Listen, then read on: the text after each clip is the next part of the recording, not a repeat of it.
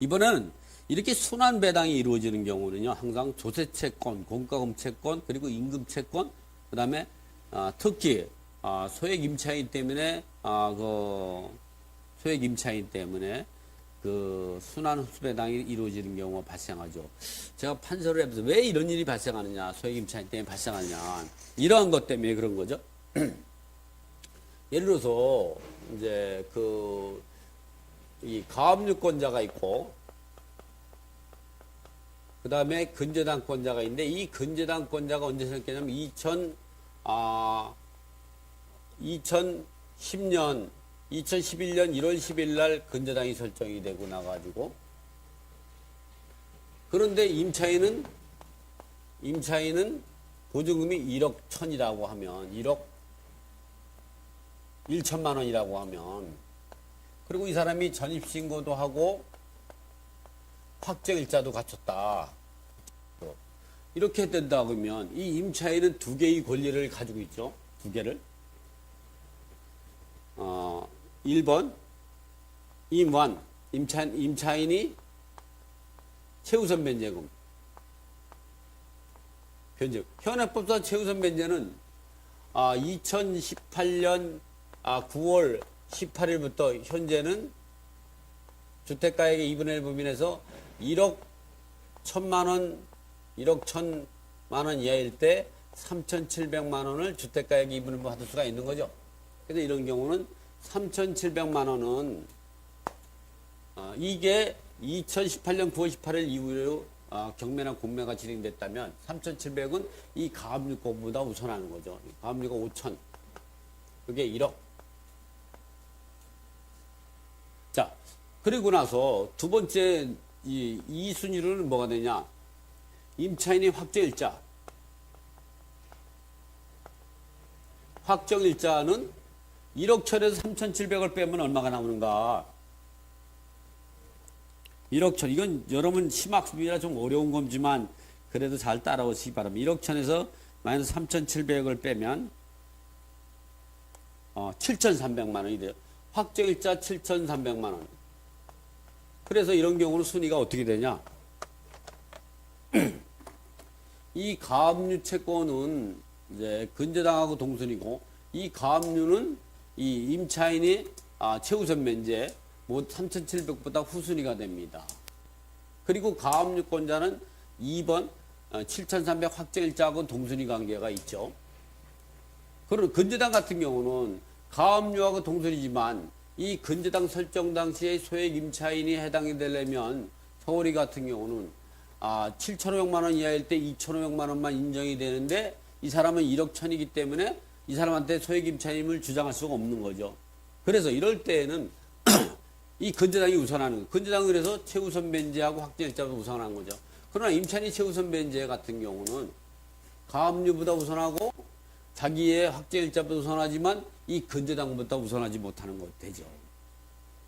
이 확정일자는 근저당하고 최우선 변제 후순위지만 이 선순위 가압류하고 동순위 이런 관계가 있지. 이런 건 순위 상호 모순 관계에서 이럴 때는 좀 전에 우리가 공부했듯이 순위가 상호 모순. A는 B하고 동순위, B는 C보다 우선하고 C는 A보다 우선하는 이런 관계에서 순환 흡수 배당하는 관계에서 한 번 더 진화된 모습이죠.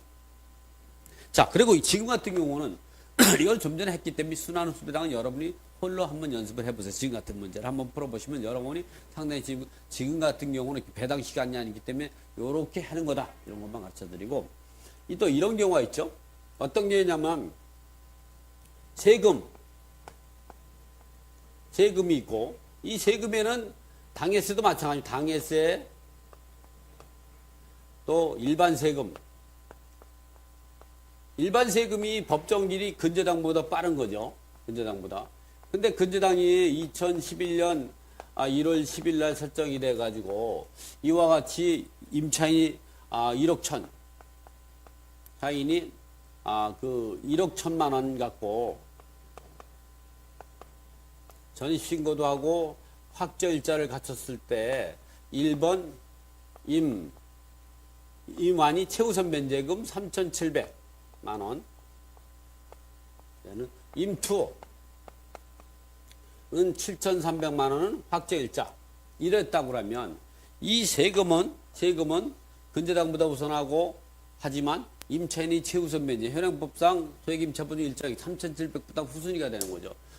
이 세금은 그러나 확정일자보다 우선하죠. 이 근저당 같은 경우는 세금보다 우선하지 못하지만 이 임차인의 1억 천은 이 근저당권자 설정 당시에 소액임차에 해당되지 않기 때문에 이게 우선하고 또 확정일자보다 우선하고 임차인이 최우선 면제 같은 경우는 세금보다 우선하고 이 근저당보다 우선하지 못하고 자기의 임차인이 이 7,300보다 우선하는 상황이 발생하게 되죠. 이 부분은 책이 없는 내용이니까 제가 한번 요건 여러분이 스스로 하고 요건 제가 한번 여러분한테 풀어드리도록 하겠습니다. 좀 본의 아니게 또 1시가 넘어오더라도 1시 한 15분까지 제가 정도에 한 10분 정도 10분이면 풀을 수 있을까요? 10분 정도에 제가 하도록 하겠습니다. 그래서 오늘도 본의 아니게 여러분들한테 이 부분은 여러분이 가압류 근저당 그리고 임차인이 최우선 면제 확정일자 이 부분은 여러분이 집에서 한번 좀 풀어보시고요. 이 부분을 제가 다시 한번 밑에 있는 부분을 정리를 한번 해보겠습니다.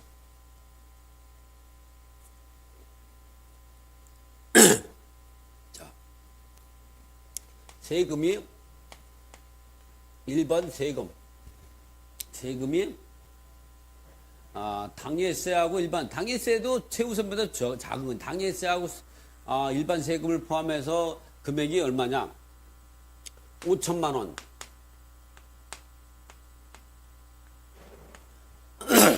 그리고 근저당은 2011년 1월 10일 날 설정한 근저당이 1억 원. 요건 2번. 3번은 뭐냐면 임차인이 1억 1천만 원 갖고 전입신고하고 확정일자를 갖췄는데 후순위로 임차인이 최우선 변제금 1,700만 원. 2018년 9월 18일부터 현재까지는 주택가의 2분의 1 법인에서 이제 그 3,700 받을 수가 있죠. 그 3,700은 이 당해세나 일반 세금보다 우선하는 거죠. 네 번째는 임차인이 확정일자 우선 변제권이 7,300만 원이 되는 거죠. 이거 갖고 배당표를 순환 배당을 돌려보겠습니다. 그래서 요거는 일단 밑에 부분은 지우고요.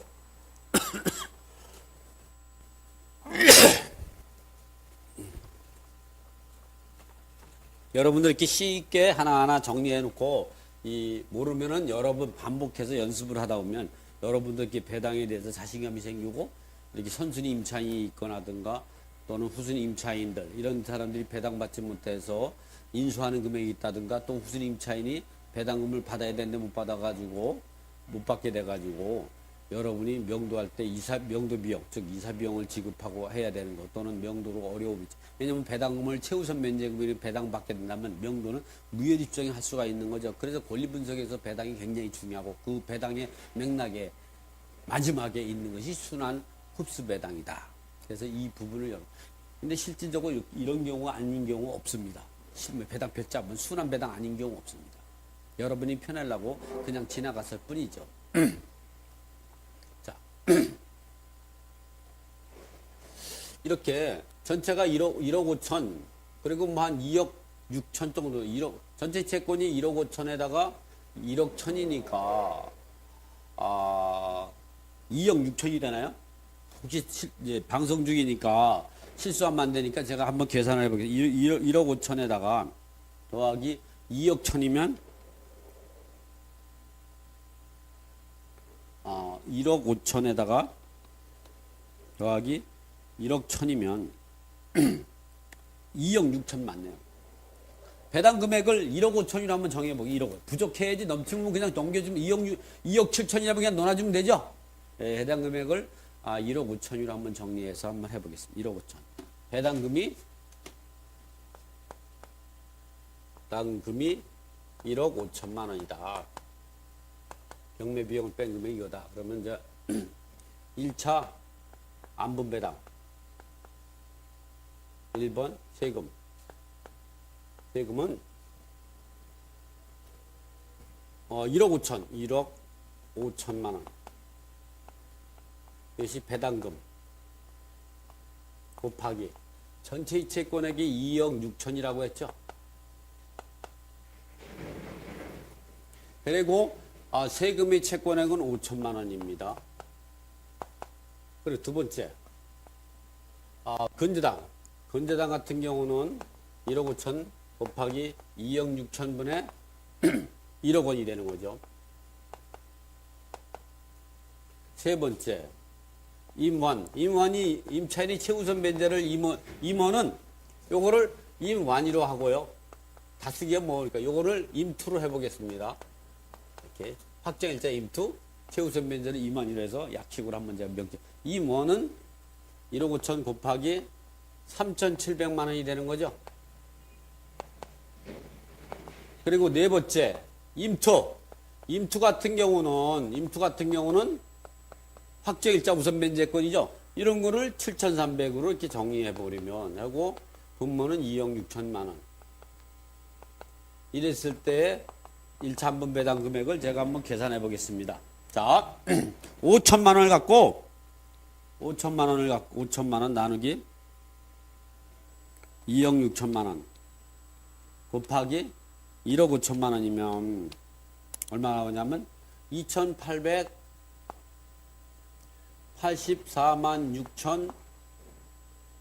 6,153.84입니다. 자, 1억 나누기 2억 6천만 원 곱하기 1억 5천만 원 하면 5,700